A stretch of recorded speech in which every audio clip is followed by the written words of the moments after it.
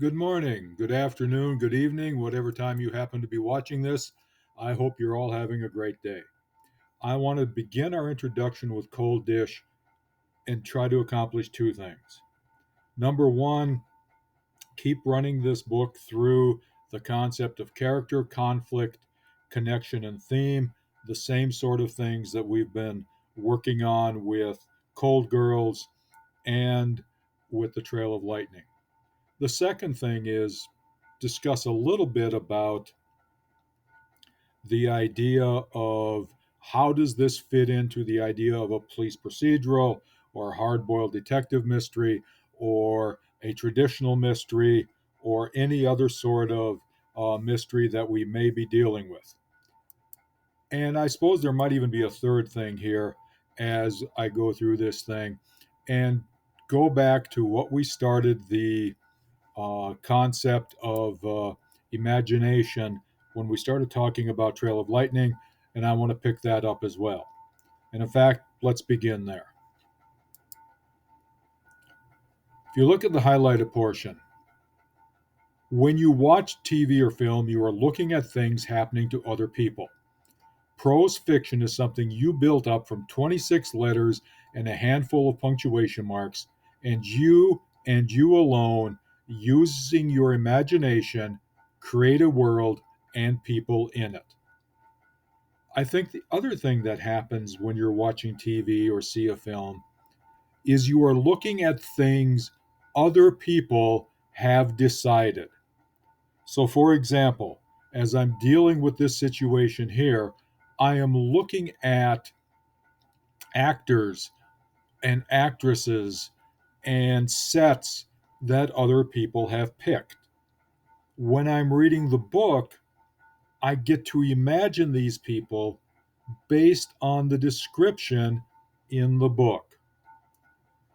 And Netflix did a series on the Cold Dish, and the directors and the production company made some decisions about actors and actresses. And I think we need to take a look at those for just a second and compare them with the book. First, let's talk about Vic. She was a little below average height and weight, olive complexion, and short black hair that kind of stood up in pure indignity. And her eyes were the color of tarnished gold. If I look at the actress designed to, or who played Vic on the TV series, A, she looks a little bit too pale to have that olive complexion. B, the blonde hair is not the short black hair that kind of stood up in pure indignity. Perhaps the hair could be a little bit wild, but in most of the photos, it seems to be in pretty good shape. The eyes are brown. Perhaps you can get the color of tarnished gold, but they're pretty brown and a deeper brown, I think, than you would get with tarnished gold. In other words, Katie Sackhoff, the actress, doesn't look anything, at least in my mind, like the description of the book. They made a decision. It works, but it's a different decision than I would make using my imagination to create a character based on the description that Craig Johnson gives us when he wrote the book. Let's take a look at Henry. We had played each other against each other in the trenches of interior linemanship from Pee Wee through high school. So he was an interior lineman. He was always a big kid. In the present, he paused for a second to give me a dirty look and then put all 220 pounds into the tire iron. Now remember, these guys were playing football in the 1960s. I was in middle school or grade school in the 1960s. And if you're in a small town in Wyoming or a small town in the Dakotas, it wasn't unusual to have no one on your interior line over 200 pounds. And speaking as a guy who is 65, who is the age of the characters in the book, uh, both Vic and, or not Vic, excuse me, both Henry and uh, Walt, I think it's fair to say that, as one gets older, one packs on a few pounds.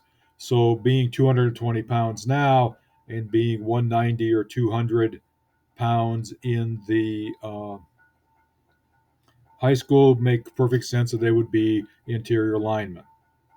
However, if I look at Lou Diamond Phillips, he doesn't look 220 pounds. Just for reference, I'm weighing in at about just slightly under 230, and he doesn't look 220. He looks closer to 180 to me. And he doesn't look like he would have been an interior lineman. The point I'm trying to make is, once again, Lou Diamond Phillips doesn't quite fit my imagination of Henry. And with all due respect to Lou Diamond Phillips, I like my imagination a lot better. Let's go a step further. Imagination is linked to thinking.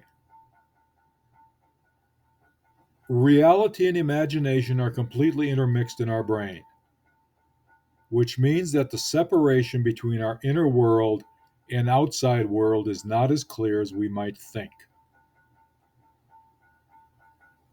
We do not see things as they are, we see them as we are. I think it's important to understand that in a lot of ways, we're shaping reality and our imagination by how we think. Imagination and thinking are linked. And if this is a class about critical thinking as well as critical writing, then how we think and how we imagine are linked. And let's just try to put that to the test a little bit here. Thinking is not the decision, but what goes into the decision. It's the assessment, it's the consideration, it's weighing available evidence, it's grasping what is. It is not necessarily a decision in and of itself. And so, as we're imagining these characters, as we're imagining the setting, as we're imagining the events, I'm asking you to make a decision and assess and consider and weigh the available evidence to come to the decision about whether this is, what kind of detective novel this is. Let's take a look here. Is this a police procedural? There's some surface evidence. Two of the three main characters are police officers. Vic's a police officer, Walt's a police officer. Yes, they're elected sheriffs, or Walt's an elected sheriff and she's a deputy, but they're police officers.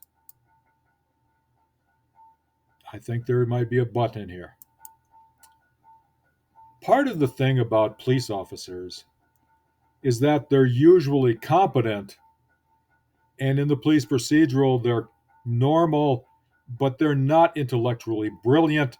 They don't have a cultural background, and they're incapable of heroic action. In other words, they plod through the case. Walt, however, while he seems to not come across as brilliant, certainly is well read. He quotes philosophers all the time. He seems to be a deeply thoughtful human being. And he does seem to be a person of a certain time. And he certainly seems to be of the cultural background of Wyoming. And we're starting, but I think as we take a look at the book, we have to look at whether he is capable of heroic action. Perhaps this isn't quite as cut and dried of a police procedural as we might think it is. The plot often illustrates the drudgery of police work, including working long hours, being hassled by administrators, filling out police work. I think all of that is there. Absolutely all of that is there. We're starting where they find the body, they're tired. Got the added problem of running for election. All of that becomes part of it. And again, Let's take a step back. They're bound together for mutual protection against the hostile world, the criminal world, and the police establishment. There seems to be a lot of division. They seem to kind of get angry with each other. Ferg goes fishing too much. Uh, the younger Connolly character wants to be sheriff and doesn't seem to like Walt. Walt doesn't seem to like him. They don't seem that bound together. I think that, again, we have to take a look. Perhaps there's enough to overweigh my objection, perhaps not. You're going to have to make the decision. Despite the hard work, the case may be solved by a lucky break. The assumption that police detection, no matter how carefully practiced, is largely dependent on sheer chance. Is it only sheer chance?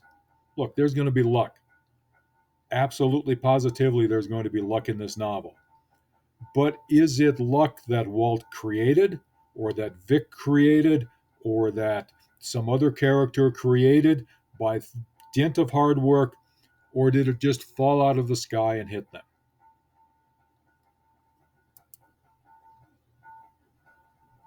And continuing with the lucky break element, oops, I'm sorry, this is the same slide in here twice, I guess. I apologize for that. Let's move on.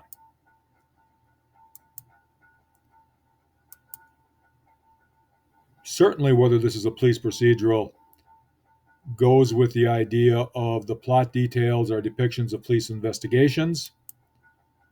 Police related topics such as forensics, autopsies, gathering of evidence are used in search warrants, and interrogation of suspects feature strongly. All of that's in here. There's certainly all sorts of irony and sick humor when they're finding the body.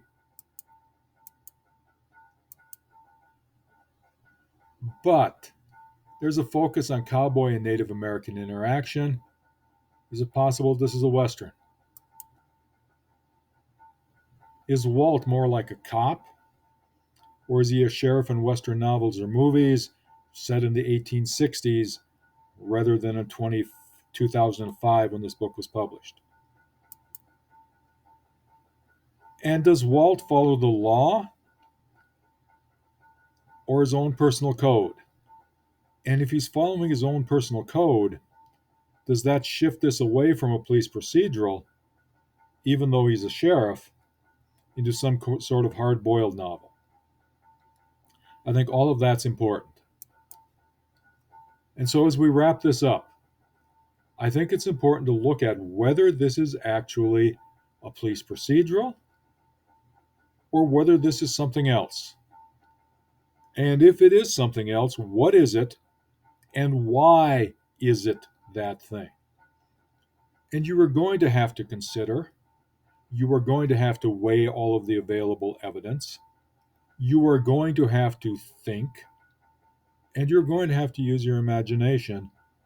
And the separation between using your imagination and thinking may not be as far apart as we think it is. We're going to wrap it up here for today. Hope all of you have a wonderful day. Hope to see all of you in the next class period. Have a good one.